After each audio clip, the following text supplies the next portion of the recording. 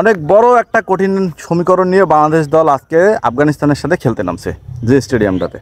যাই হোক, প্রথমে ব্যাটিং করে আফগানিস্তানকে অল আউট করা তো বাংলাদেশের দ্বারা সম্ভব ছিল না, কারণ এটা একটা কঠিন সমীকরণ যে 8-10 ওভারের মধ্যে আফগানিস্তানকে অল আউট করতে হবে। সেই সাথে প্রথমে ব্যাটিং করলে আবার 63 না কত রানে জিততে হবে, আমরা একটা সমীকরণ গতকালকে ক্রিকেট ইনফো দিয়েছিল, যেটা আপডেট আমরা সবাই দেখছি। এবং সেই সমীকরণটা নিয়ে আফগানিস্তান টসে জিতে ব্যাটিং করলো। তো সেই ব্যাটিংয়ে নামার পর আমাদের যে দুর্ধর্ষ বোলিং ইউনিট, তাদের যে বোলারের mindset up, bowling line length সব অসাধারণ ছিল। এই বোলিং লাইন আপটা যদি ভাইয়া ইউএসএ থাকতো, এই বোলিং লাইন আপটা যদি শ্রীলঙ্কায় থাকতো, এই বোলিং লাইন আপটা যদি আজকে অস্ট্রেলিয়ারই থাকতো, এই বোলিং লাইন আপটা যদি নেদারল্যান্ডের থাকতো, আয়ারল্যান্ডের, স্কটল্যান্ডের থাকতো, আমার মনে হয় আজকে তারা সেমিফাইনালই খেলতো।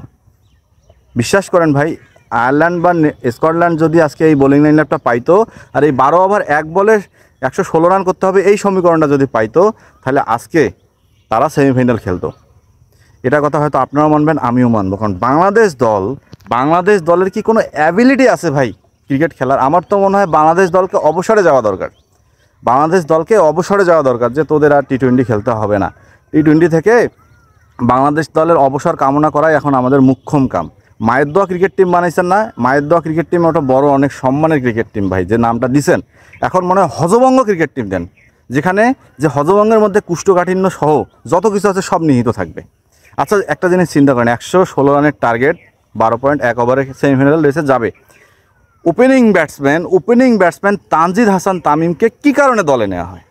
একে শুধু যাবে, আসবে, একটু ব্যায়াম ট্যাম করবে, ব্যাট নিয়ে নাচাঝাপা করবে, ব্যাটিং একটা ব্যাটসম্যান একটা ভাব দেখাবে, দেখে সে আউট হয়ে 3-4 বলের মধ্যে ফিরে আসবে।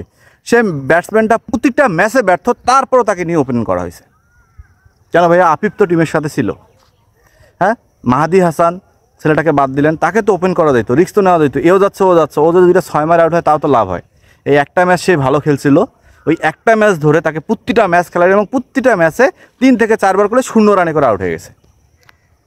টিম ম্যানেজমেন্টের মাথায় কি ভাইয়া ক্রিকেট কোনো জ্ঞান আছে, কোনো ধারণা আছে, নাকি হাতুড়ি সিংয়ের মাথাটাতে সব আছে, যে মাথা দিয়ে বাংলাদেশ খেলে? এরপর কি আমাদের আর এক ওপেনার লিটন কুমার দাস এক প্রান্ত আগলে রেখে খুব ভালোভাবে দলকে আগলায় রেখে যাচ্ছিল, কিন্তু ভাগ্যিস বৃষ্টিতে চলে আসছে। ভাই, তুমি যে খেলতেছিলা এতগুলা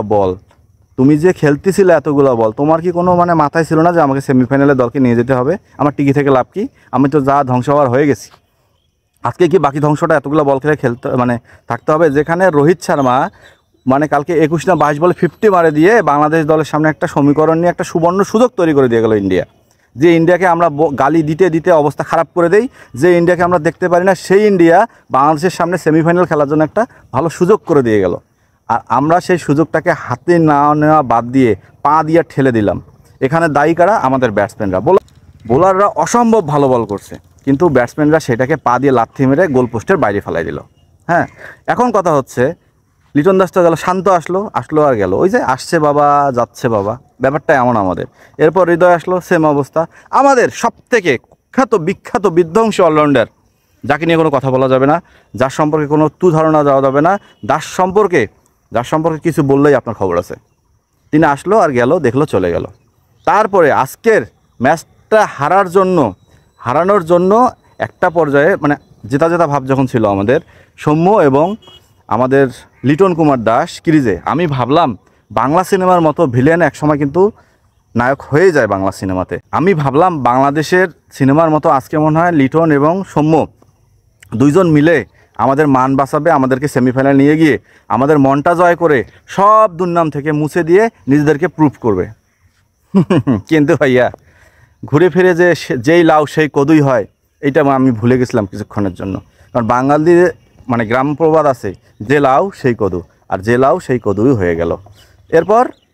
তারপরেও একটু আশা থাকলো, হ্যাঁ, কারণ হচ্ছে দেখা যাচ্ছে 24 বলে 47 রান দরকার। তখন আমি কিন্তু বলে রান হিসাব করতেছিলাম আর বল দেখতেছিলাম। আমাদের রিয়াদ ভাই আসলো, খুব আশা নিয়ে আসছিল ব্যাটসম্যান, কারণ অনেক সিনিয়র প্লেয়ার, তাকে নিয়ে অনেক সম্মান করা হয়েছে। তিনি আমাদের কিলার, হ্যাঁ, তিনি আমাদের ফিনিশার, তিনি আমাদের সাইলেন্ট কিলার, যে সাইলেন্টলিভাবে বাংলাদেশ দলকে সেমিফাইনালে যাওয়ার আশার স্বপ্নটা একদম টুং করে মেরে দিয়ে তিনি চুপচাপ হয়ে আউট হয়ে চলে গেল। এখন ভাবতেছেন মাহমুদুল্লাহ রিয়াদ দোষ কোথায়? মাহমুদুল্লাহ রিয়াদ একটা নাদান পোলাপান একটা বোলিংয়ে আসছে, হ্যাঁ, এই নূর আহমেদ নাদান একটা পোলাপান বোলিংয়ে আসছে, তার পুরো ওভারটা ডট দিয়ে একটা ফোর মেরে একদম ধ্বংস করে তিনি চুপচাপভাবে আউট হয়ে গেল। এরপর আমাদের রিশাদ আসে এক বলে আউট। আর শান্ত তো মানে লিটন তো এক পাশেই আসছিল, সে দলকে চেয়ে চেয়ে দেখতেছিল সবার আউট হওয়া, কারণ তার ঘাড়ে যেন কোনো দোষ না পড়ে। তিনি তো অন্তত রান করছে, আমাদের টিম ম্যানেজমেন্ট তো খুশি হয়েছে, আমাদের হাতুড়ি সিং তো খুশি হয়েছে, আমাদের শান্ত তো খুশি হয়েছে, কারণ জোর করে তাকে বিশ্বকাপে নিয়ে আসছে শান্ত। হ্যাঁ, খুশি তো হয়েছে। তো এই হচ্ছে বাংলাদেশ দলের অবস্থা সর্বসাকুল্যে।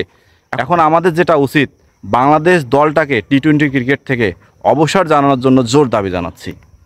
যারা চ্যানেলে দেখছেন সাবস্ক্রাইব করেন, যারা ফেসবুকে দেখতেছেন অবশ্যই ফলো দিয়ে রাখেন।